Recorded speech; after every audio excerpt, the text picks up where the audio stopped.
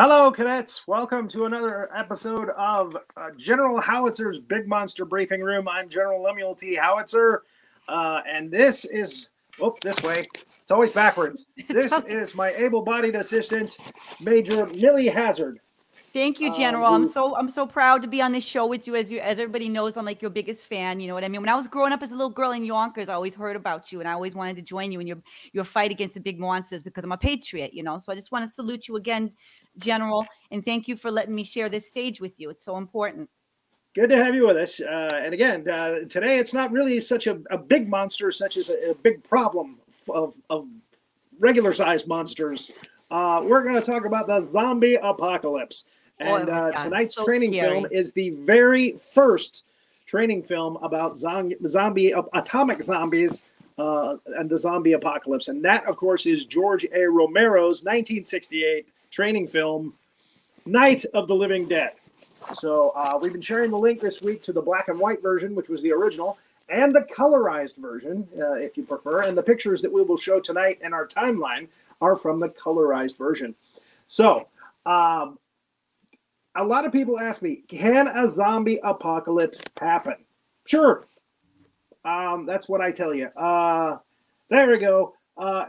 Yes, it's Rory Penland's birthday today, so somebody thought fit to say that. Yes, happy birthday to Rory. So happy birthday to Rory Penland, wherever he is. He's amazing. I feel like he's eating a steak right now. Is what I'm hearing is that he's eating a steak. So yes, he deserves I know he's quite partial to prime rib. So, and au jus gravy. So I hope he's. You seem to know him right now. You seem to know him. Maybe he's watching the show, and maybe he'll go out for that afterwards. I feel like you know him quite intimately, General. We are very close. Very close. Yes, I understand. That's me on top right there. So you might say. So we also have, for the first time in General Howitzer's Big Monster Briefing Room, a guest, somebody who knows everything about the George A. Romero training films, and there are several of them. And he'll probably be able to tell us all of them and all about them. And that is Julio Morales. Do you want us to down by the schoolyard with Julio? Do you want us to bring us? You want us to bring him up? Oh my gosh, please. I'm such a big fan of Julio. Here he comes. He's coming. Here he comes. Yes, Hi, we agreed Julio. to have him on the show How because when I told everybody, oh good, he's getting ready for the show right now. He's getting his juice. He's getting his juice. That's his awesome sauce. That's his awesome sauce. It makes him more awesome. And belching. Good, we're ready. I mean, this thing is filled with applesauce. Sometimes people choose that route. Just get plastered and party. But, do it in a basement. You know, don't make too much noise. We're going to talk about that later. But you have seen all of these training films like hundreds of times. Am I right? Yes. You know, I didn't even have to watch Night to talk about it. I've seen it a million times, but I think Dawn and Day are my favorite, but I think also I like Return of the Living Dead too. That's kind of a funnier one, but zombies were around, like, even with Bela Lugosi's White Zombie and other films, and those were... That's true, but it was a different kind of zombie. The traditional zombie, they got the Jamaica Haiti thing going on, where people there was only one of them actually poisoned by witch doctors and then dug up later to be like their slaves. It wasn't like this where it just happens, and there's always a reason, but it doesn't get explained, and that's what Romero did, even in his other films. Romero and John Russo wrote the script for this film, this training film, and they laid out the plan for what you need to do if we have an atomic zombie apocalypse. Now, the funny thing is in all of those films, they never called them zombies. That was something that was the fans did that. They call them zombies. They always call them the living dead or the walking dead. Yeah, it's kind of like Pinhead from Hellraiser. Nobody called him Pinhead in that film. The fans called him Pinhead. In the original films, he was called Lead Cenobite. Oh, okay. Well, I'll have to look up that training film or set of training films and see if we can get one or two of those on here one day. I will tell you, some of them are probably public domain because they are crappy. But that one originally won 8. But the other ones didn't. I didn't say that all the Hellraiser films were gems. The giant claw. That one's on the list. The giant claw. Anytime oh my God, that's a rough one. Anytime I tell a joke that doesn't land, I just say, hey, they all can't be singers. And you just bat out another one. and so true with training films. But this training film is actually a pretty good one. Especially it is. Telling people what they need to do to protect themselves against a horde of zombies, a herd of zombies, if you will. And again, most of the film what not to do is the army multiplies so fast and you have so many to deal with that you get overwhelmed. This is the biggest problem. So in this movie, it's at the beginning, there's not as many. No, just one at first. Yeah. So it starts out very simply, and again, it gets worse and worse. Again, by Dawn of the Dead, it's a lot worse. People are the military and everybody are fleeing the cities, and then by Day of the Dead, I mean they're just holed up underground in a science area in Florida somewhere. And Day of the Dead was the first one with a friendly zombie in it, Bub. So that was a change up in things as well. He was trained, he could shave, he could talk. Kind of. So, and the guy, he could salute, which was good. He could shoot people too, but the guy that did the first zombie that comes out in the graveyard in this film, he did it in Russo's remake 25 years later, and they just make-upped him up. So he carried that role. No, basically he was older, but you really couldn't much tell. Different. Yeah, I did. But remember that. Okay, so now we're going to go through our timeline, and if you need to comment along with me, you're more than welcome. But at 6 minutes and 25 seconds, do not play around in graveyards. Okay, it's not nice. It's cryptic, and if you horse around, you may fall and hit your head. That's why they call them headstones. And your husband will go to his grave saying, "They're coming to get you, Barbara." Yes, they're coming to get you, Barbara. That's actually a footstone, but he hit his head on it, so you can call that a headstone. I hit my head too. So I saw somebody ask if zombies would be fast ones or slow ones. The slow ones make more sense, if you ask me. I don't know about if you see something like this coming for you, just get away from it. Yeah, if somebody's booking a tour with it. Yeah, if you see somebody booking a tour, you can just figure it's a crackhead and be fine. Get the hell away from them. Yeah. So we also learn at 10 minutes and 30 seconds that they don't move very fast. Their brains are kind of messed up. So a young person asked me, why do zombies, have to eat flesh? Why do they want to eat flesh? And I said, that's a good question. They're like, why can't zombies be vegetarians? Like, if I was... a bunch of zombies running around eating trees. Okay, good.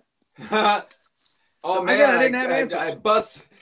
I think if I was to answer that, I would actually say since they have already been dead, it would be kind of like Reanimator, where you have to resustain what you're made out of in order to live. So that's why they would have to eat it. But that's what I would say. It's an instinct thing. It seems like it's an instinct thing. Okay, this is our next one. 14 minutes. If you find a cadaver with their face eaten off, throw it out of your safe space. Don't leave it in the house. It's gonna reanimate and come back probably and try to eat you. So why this one did not, I don't know. This one was in the house for like an hour and she didn't come back to life. I don't know why. Maybe they ate her brain. Well, now here's another thing. Return of the Living Dead. Those movies, they're spoofs of the Night of the Living Dead. They had the thing where you eat the brains. The zombies want to eat brains. That's not the case. Zombies will eat anything. Okay, they eat bugs off of trees. They eat people. They'll eat anything basically. Not just the brains. And that's in what's that game? Plants versus Zombies. They want to eat your brains. So they're perpetuating this myth like vampires and garlic, you know. I think I got a nephew that played that game, and I was like, "You're like 11. What the hell are you doing playing this?" There you go. I like the game myself. It's a lot of fun. 14 minutes and 30 seconds. If a tall African American shows up, he's probably your best chance of survival. That is true of most of the George A. Romero training films. One of the guys that helps save people usually is an African American who's strong and powerful. And there you go.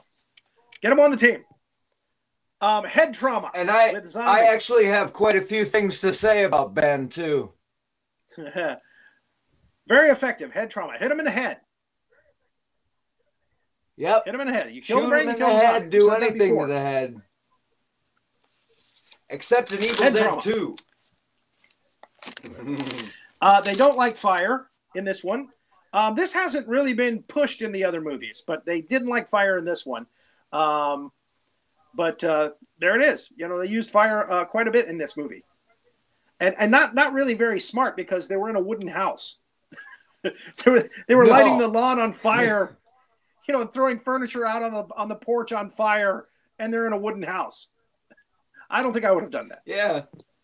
I think the only other film it was major in was Day of the Dead 2 Contagium, and that one is terrible. Oh yeah, my that's God. why somebody told me that was a bad one, so I didn't watch it. It is horrendous. I'm watching it, and I'm like, you goon! Now, here we have the lead guy, Ben, as you said, and he's boarding up the house. He's securing the old house, boarding up the doors and the windows. That's good. That's a good thing. But then after you do that, shut the hell up. After you've made all that noise, nailing that stuff up, be quiet. Yeah, and since we're talking about Ben, I actually wanted to bring up the fact that he's kind of like the main hero in the film, and he's kind of at the time period it was in. He was kind of like the first African American character that was the lead that in a horror film that wound up getting screwed over in the end. But we can talk about that later, you know, to prevent spoilers. Well, yeah, the TV shows started to have more stronger characters for African Americans. We had the Mission Impossible and Barney, and we had other shows that were Bill Cosby. You know, now I mean, in retrospect. But at the time, maybe not bring up Bill Cosby. But what happens if zombies can swim? Actually, they don't swim; they just walk under the water. Yep. Yeah. Watch Creepshow; they'll tell you. Yeah. And I saw Charlie's comment there: zombies suck. Yes, they do. So do vampires. They really suck. Charlie's here. What? Yes. Think about eating zombies. Wow, there you go. That would be interesting. But that's like recycling. Actually, that next picture, just shut up, okay? Don't ring the dinner bell for the zombies. Don't bring them to the house by screaming and crying and complaining. That's just not good. You know, and avoid telling stories to each other about your experiences with the living dead. You get around to the hysterical girl in the group, and then she'll start crying and screaming again, and more zombies. So, yeah, be quiet. I can't stress that enough. Yep. Don't go playing loud music or TV. Keep your TV down to where only you can hear it. Or the radio, because it's only going to tell you something bad. Well, I mean, you do have to listen to the radio or TV to see what's going on and where the zombies are, that kind of thing. Well, but keep the volume down low. To figure out what kind of danger. Yeah. Yeah, and also, you know, I mean, as long as those TV stations and radio stations are running, yeah, you want to listen to them. But hey, yeah, get yourself a headset. You know, nowadays there's more headsets and earphones in houses, and even wireless ones. But there was actually a film I don't remember what it's called, but the zombies actually came through the TV. So even you're not safe watching the TV, really. Okay, now that sounds silly. It was from the 80s. I mean, 80s was silly. There was like Chopping Mall or Truth or Dare. Like Ringu?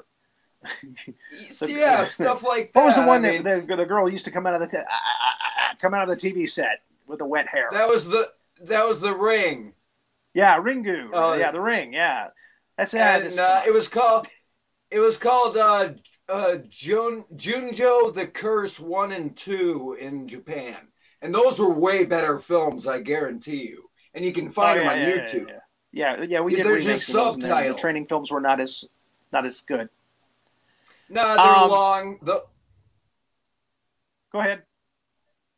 Oh, they're just long films, but they're really great. I mean, you can find a lot of films that are basically either public domain or just shot on like an RCA camera films, and you don't have to pay for them, and they're a lot more entertaining than anything you're going to find on TV that you actually have to pay for. What were the other movies from Japan that we did remakes of and they were crap? The Grudge films. Anyway, yeah, you're getting me off track here. Actually, yeah, that was the curse. Actually, The Grudge. Ring was Ringu. Yeah. I got crossed in my wires, and then there's like the guinea pig films from Japan. The animes like Perfect Blue that were kind of more like Hitchcock films.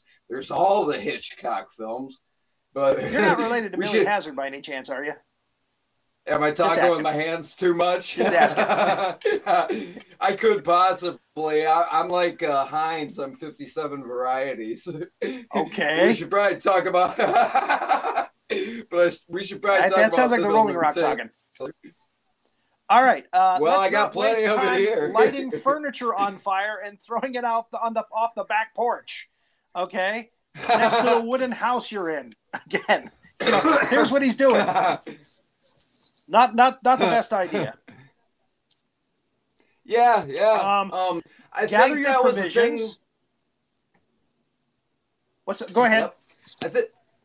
I think that was a thing where in the earlier zombie films they would set them on fire. They wouldn't die, but they wouldn't really be moving either. So actually, the sheriff in this movie says that they light up pretty easily and they burn up pretty easily. So that's why they say if you can kill the zombie by something to the head, and then put them on a pile of wood and set it on fire, that's it. Problem solved. They're telling you burn your dead when they die. No time for a funeral. That's coming up in a minute. 38. Gather your provisions. Food, guns, bullets, blunt instruments, all good. All good. So wherever you are, gather your provisions. Get them ready. Who knows how long you're going to be stuck there until somebody can come and help you. Most of them 40 didn't minutes. even get out. He finally goes upstairs and he moves this body. 40 minutes. She hasn't come back to life. Not sure why, but maybe she hit her head when she died, and then they ate her face. I don't know, but I would throw that woman out the window. She would not be in that house with me. Yeah, I see someone's asking if any tips on his combat with a zombie. Don't try punching them. Even if you have something like a riot baton here, don't use that. You just don't get close to them. Either have a firearm, which you shouldn't have if you don't know how to use one in the first place, or sometimes there's grenades. Once Tom Savini was doing the effects, there was a bunch of stuff you could do. But once you get bitten, you're done. 12-gauge shotgun between the eyes. That'll do it. Yep. Yeah. And if you can shoot them in the head, that's the best way. That way you don't get too close to them. If you end up struggling with them, then other zombies are going to come, and then you're going to be surrounded.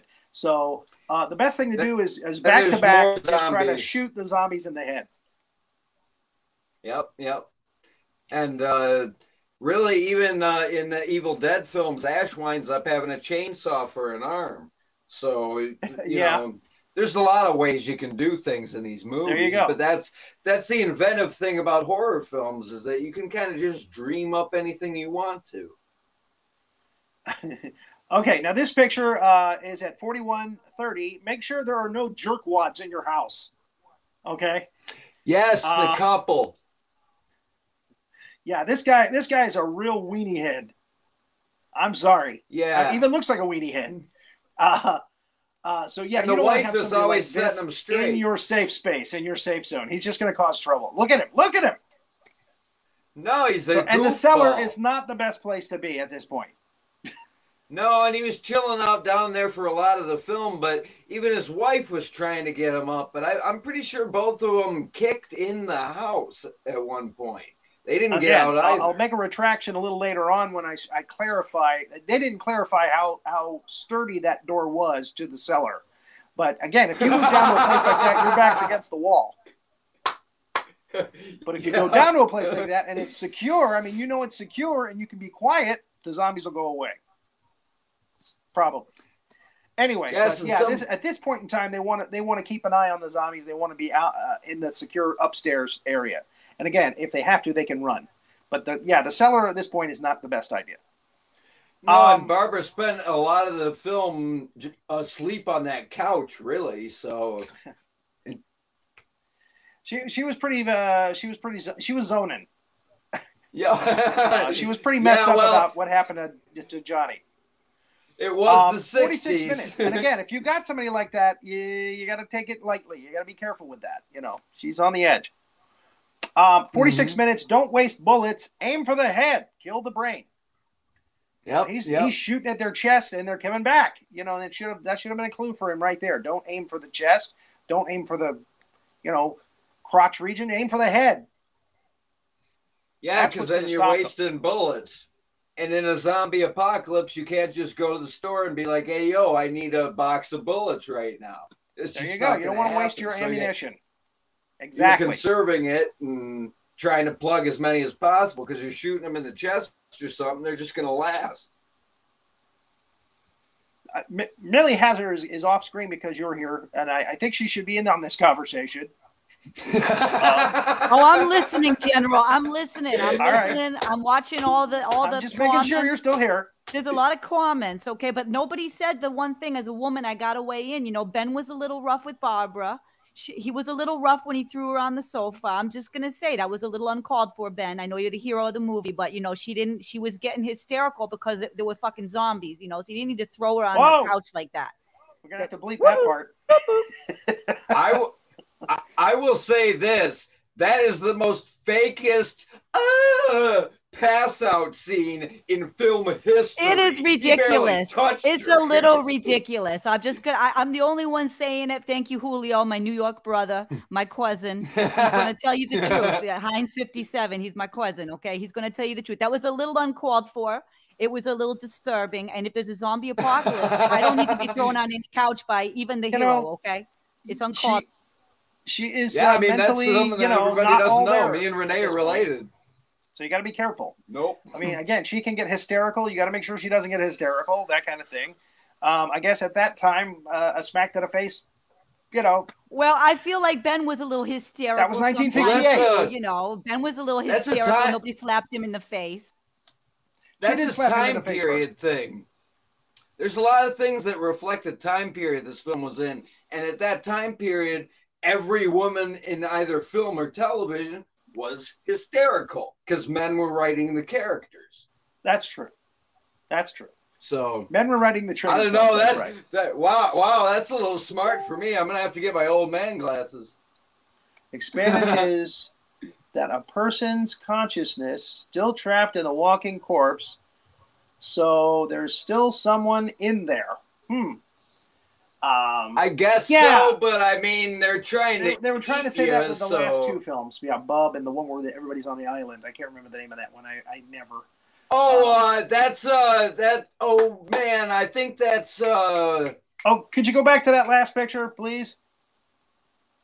I didn't get to say what I was. If somebody that you know is bitten by a zombie or bitten by one of the Walking Dead, amputate right away. Because you don't know what kind of disease those things are spreading. And, of course, you're going to turn into a zombie if you don't, amputate that arm or that leg or wherever you got bitten. If you got bitten on the neck or something, sorry. You're done. And you're pretty much over. It's game over. I hate to keep bringing up Ash from The Evil Dead, but even once his hand got bitten, that's why he chopped off his arm to begin with. And I saw somebody mention, don't forget about the druggies on bath salts. That is true. Up here in New York, in the city, that happened up here, man. I remember the first instance of that happening down in Florida, down in like Miami. A guy tried to eat a guy's face. Yeah, because he was on bath salts. He was eating the guy's face down in there in Florida because of the bath salts. So if people actually turn into zombies when they get on the bath salts, they get a little hungry for cannibalism. I don't know. People laugh at me and tell me, no, there can't be a zombie apocalypse, but there can. I mean, I'm telling you, it can happen. Now, these next 3 pictures are from the TV show they're watching. They're doing a news broadcast from Washington, D.C. And look at those streets. No zombies. What the hell? There should be zombies walking all over the place. But no. So I guess politicians are exempt from being zombies. I don't know. Clear streets. I'm just saying. All right. So now we come to 1 hour and 10 minutes into the film. We're winding things up here. And then the plan. What goes wrong with the plan? Number 1, the girl running out to the truck. She's gonna be, you know, something that everybody else is gonna worry about now. That's a liability, unfortunately. 2, they still keep shooting at the torso. Stop it! Shoot for the head. Aim for the head, right between the eyes. 3, don't leave the jerkwad to watch the fort. Right? Don't do it. Never leave the jerkwad to guard the fort. That's a bad idea. And 4, don't panic when you're pumping gas. Never panic when you're pumping gas. That's a bad thing. Because it leads to this. That's a girl who's saying, my jacket is caught. Taking herself out and that nice guy with the red shirt. Okay, so when you get back to the house and there's a herd of walkers, you shouldn't be hammering more nails and fighting. All right? No TV. All right? If there's a herd of zombies right outside the door, not a good idea. Be quiet. Just be quiet. Get in the most secure place and be quiet. Okay. Now, in this next picture, this is the... Oh. If a person dies, burn them. Okay? No time for a funeral. Don't worry about that. I mean, it's just they're going to come. Look, they're going to come to life, and they're going to try to eat you. Plain and simple. Yeah, we skipped a picture. There was a picture of the zombies eating. This was the only a training film by George Romero, or maybe it wasn't sent. Anyway, where they ate cooked food. They had barbecue because they ate the 2 people that were burned up in the truck. Usually they just eat like sushi. They eat people raw. So anyway, the sheriff here's the sheriff. He confirms, I like this guy, by the way. He knows what he's doing. He's got a good head on his noggin, on his body. He confirms that if you hit or shoot him in the head, that's the best way, and burn him. That's the best way. Any comments on that, Julio?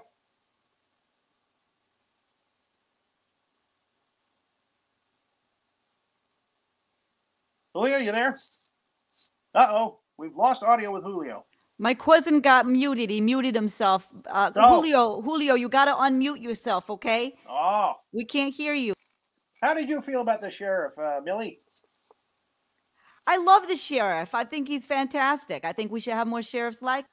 A lot of people give him flack because of what happens at the end of the film. He was just doing his job. He's just doing his job, okay? Just like we in the military, we got to do our job. Yep. People got to respect the office. Trying to kill the zombies so that we're protected. Yeah. So he did a good job, I thought.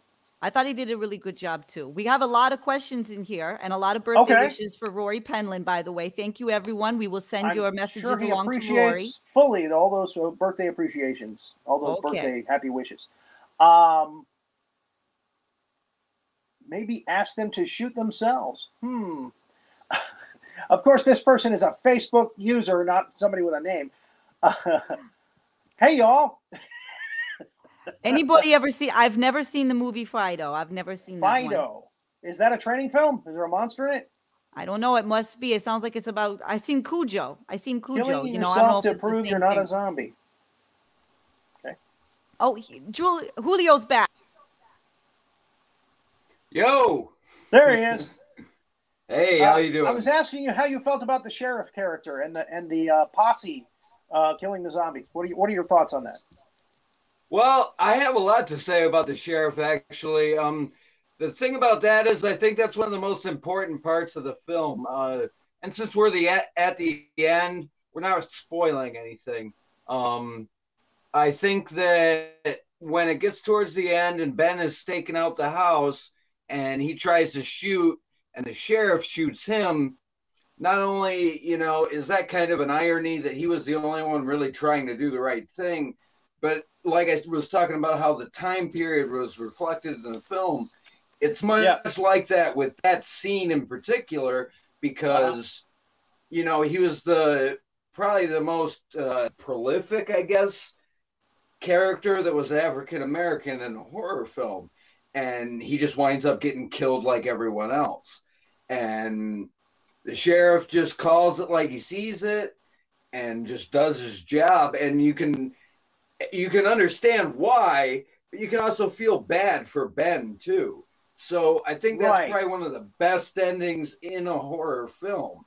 Dawn of the Dead was the same way, and a lot of films have that great ending that just, if it hadn't had that ending like Seven or something like that, it wouldn't have been great. But it just knocks it out of the park at the end. Zoom! Now they did a remake of this training film, Night of the Living Dead. Yes. And they changed the ending.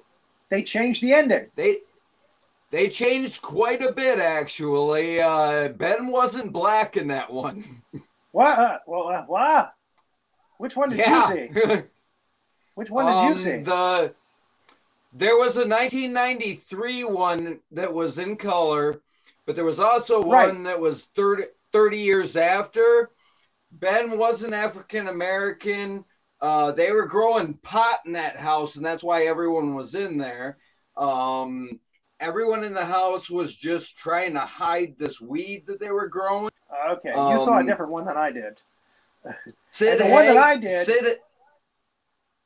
Go ahead. Sid Haig was the coroner, and that's where the plague began.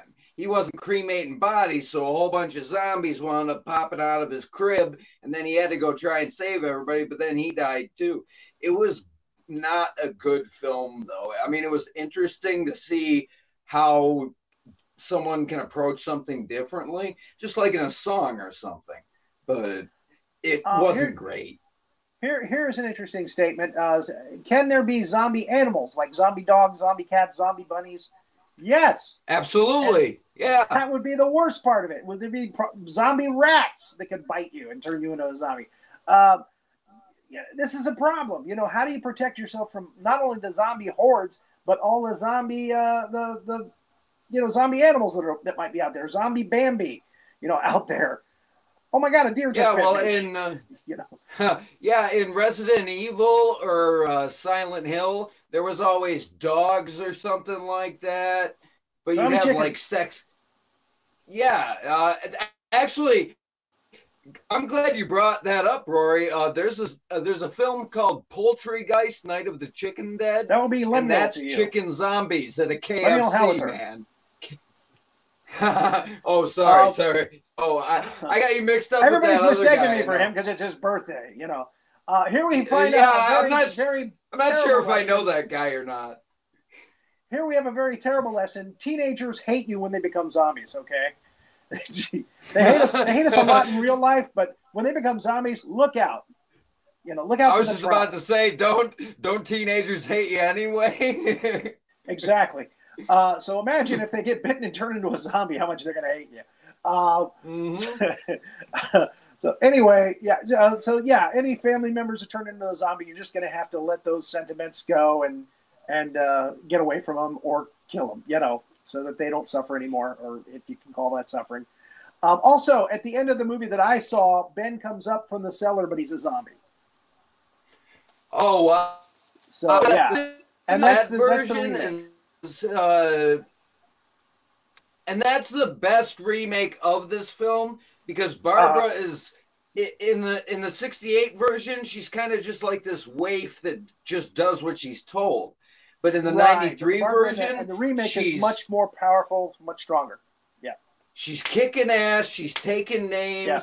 She's running Yes. the show, and that's what makes her a great character. And that's the way it should have been. But like I said, the original Night is kind of just like a time period piece. It's like when we watch the training films when we're kids in school. You know, the ones that have the music, ding, ding, ding, ding, ding, ding, ding, ding, Yeah, ding, ding, yeah, ding. How yeah. to save yourself No. from nuclear obliteration. You know, we watch these movies, and it's like, get on your desk and roll, you know, and we're like, okay, sign of the times. Want to save Understood. yourself from unprotected sex? Don't go to a party. Yeah. Well, you definitely don't want to throw parties when there's a zombie apocalypse, okay? Too much noise. Again, we talked about this in the Triffid thing. Same thing. They can hear it. That's what draws them to you. So Even in Tremors films, that's how the monsters found you. nah, Through this is a vibration. kaiju shelf, so there's no zombies up here. Somebody's saying there's no zombies on that shelf. No, I don't. I got a zombie. I got Mr. Funny Bones back Well, here. there you go. One of the reasons why I brought you here. You're an expert on zombies. Oh, you know it. Thank you for having me, General. Yes. The next picture is okay. The cellar is okay if you have a triple support system on the door. Just stay quiet. You know, we go along with that. That's the one right after this one. I hope. We'll see. Yeah. See, they have put like 3 crossbars on that door to secure it. So, but they didn't tell anybody that. It's like, oh, geez. No, yeah. So, yeah, as a last resort, even... last resort only. Yeah, you can board yourself up in the cellar if you've got a nice, sturdy, strong support on the door. And, yeah, then you can just be quiet and wait out the storm until help arrives. He hears sirens. He hears guns. He hears dogs. He comes up. Okay. Yes, you can't run. That's understood. So, but when you come up, don't act like a zombie. That's our last lesson here. Do not act like a zombie when you're looking out the window of a house, because they're going to shoot you. They're going to kill you. That's the most out of character scene for Ben, because he just looks kind of spaced out. Like, he was pretty sharp the entire film, but that last scene there, the picture right there, he's just kind of looking at him weird, and you know, he's been up for like 2 days at that point, I believe. So you'd understand it, but at the same time, who would know? You're in the middle of a crisis, so I don't know, but I do think that's an important scene. Yeah, well, again, it's somebody mentioned earlier. It was a twist at the end to make the training film more interesting. And again, it's a lesson to teach, you know, from this training film. Don't act like a zombie. Trying to again in what was the mom? Zombieland. Bill Murray comes out looking like a zombie and gets shot for it. So don't act like a zombie, because this is what's going to happen. The sheriff and his posse are going to shoot you down like a zombie. And I think that's the most important scene with the sheriff, because he's like, there he is, right between the eyes. They get him, he falls down, he says, all right, that's another one for the fire. Let's go. Yeah, he's very supportive. That is just over supportive. Very purposeful. I mean, he's doing his job. He's doing a good job. But again, if you come out looking like a zombie, they're going to shoot you. Be careful. You know, get a white flag or something. You know, zombies don't wave white flags around, right? That would work. In most traditional zombie films, they can't really do nothing but walk after you or run after you and try to eat you. That's it. But then as time went on, you had to do more things and be like, okay, how can we reinvent the wheel here? So if there's anybody out there that has anything else they want to add, he's been up a long time. Oh, she means she's been up all night, I guess. So he looks like a zombie when he goes upstairs because he hasn't gotten any sleep. Dark circles under your eyes. Yeah, that happens to me too. I don't get enough sleep. I thought Kelly was talking about me. You do look kind of zombie-ish right now. Oh, well, that's my thing. Is that an adjective, zombie-ish? Oh, sure. Why can't it be? I'll submit it to Urban Dictionary after this. I had to tell him triano was a word too. Renee knows that one. We're related. Cousin. Yep, I thought you were related apparently. to Millie Hazzard. Oh, well, that too. And Elvis Presley himself once said I look like Liza You've got a lot of Minnelli. cousins. You've got a lot of cousins. Okay, Just so not- if anybody just out not there has kissing something they want to say cousins. about Night of the Living Dead, was there anything that you got from this movie that we didn't mention? Please, by all means, chime in now before we decide to close the doors to the Big Monster briefing room. Or if you guys want to ask me something about this film or the other day films There or you night go. films, or sure, go ahead. 'Cause he knows them all. I'll get up close. I next week, know a lot. I'm going to hold back for a second. Make sure you're done. Next week Okay. on the show, Take two. he did it again. I'm going to wait till he takes a sip of beer. Next week on the show, we're going to do The Blob, the original one, starring Steve McQueen. That's our training film.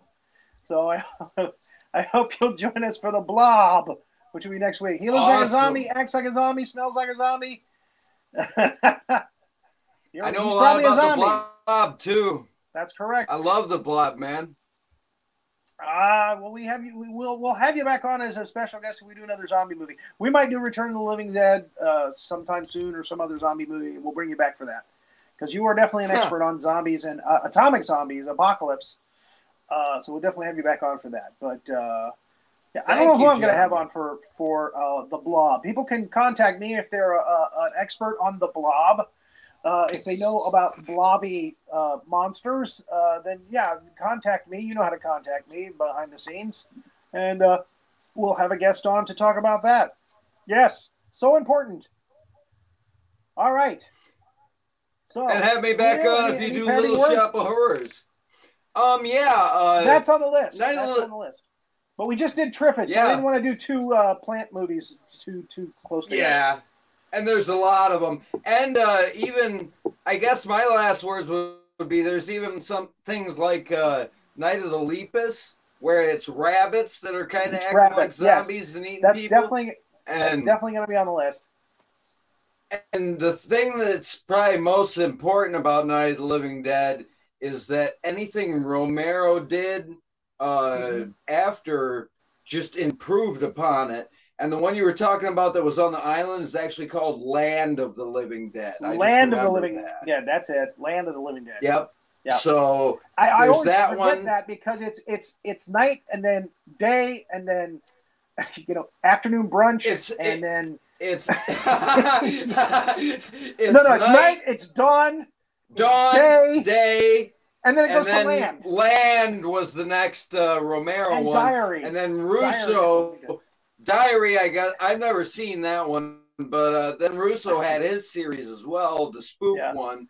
And then, but I mean, a lot of things started from this film. You could probably credit the slasher films being a thing from this film. You could credit a lot of things like The Exorcist. Zombie beavers. There's a movie. That's a little suggestive. Yeah, Zombies is another movie that was made, and it should have been called Crack Whore Zombies. That should have been the name for it, because that's what it's about. It's about crack whore zombies, and it's a really funny film. But it's called Zombies, which sounds like a dance film, like a musical. But hey, I have one called Cannibal Hookers too, if you're interested. We'll talk. It's not as bad as it sounds. Redneck Zombies from Trauma Films is another one. Oh, Trauma. I love Lloyd Kaufman, man. Yeah. WWZ. I got a lot of them that here for the show, but I think it's worth mentioning that's kind of a rabies epidemic kind of thing that makes the zombies, Even Jason Voorhees, towards the end, he was basically a zombie too by 6. Yeah, well, when was the one that he came back? Like 4 Six. or 5. I might have been 4. Six. No, maybe 5. It was 6. It was 6 Was where it he 6? came back. Yep, it was 6. 5 was the one where it didn't have Jason, and all the fans were pissed about it. Yeah, and it was, 4 was the final chapter. Yeah, and 4 was the final chapter where the guys were like, "Hey, we're still making money. Let's make another one." And most franchises do that. 4 we're was making the one with scratch. Corey Feldman. Am I right? Yep, and he was in 5 for like the first couple of scenes as well, but Corey Feldman's career went super popular afterwards. 6 is where Horshack brought him back from Welcome Back, Kotter. Horshack and Tom something. I have a copy of Jason 6 that's signed by the guy that played the Feldman character over here. I met him at a convention. Oh, okay. All right. But yeah, so I mean, like most films, in some way, shape, I thought you were going to say Kane Hodder. Oh God, I wish I met Kane Hodder. He was the best Jason as far as doing stuff. Oh, he's all over the place, and he's not a young man. So, but we all aren't anymore. But yeah, I mean, so as far as this training film goes, you know, it led to a lot more films that we get to enjoy nowadays, and that's an important thing. If you're a film enthusiast, if you want to write to me about tonight's show or previous shows, I'm at Lemuel Howitzer, Lemuel, Lemuel Howitzer at gmail.com.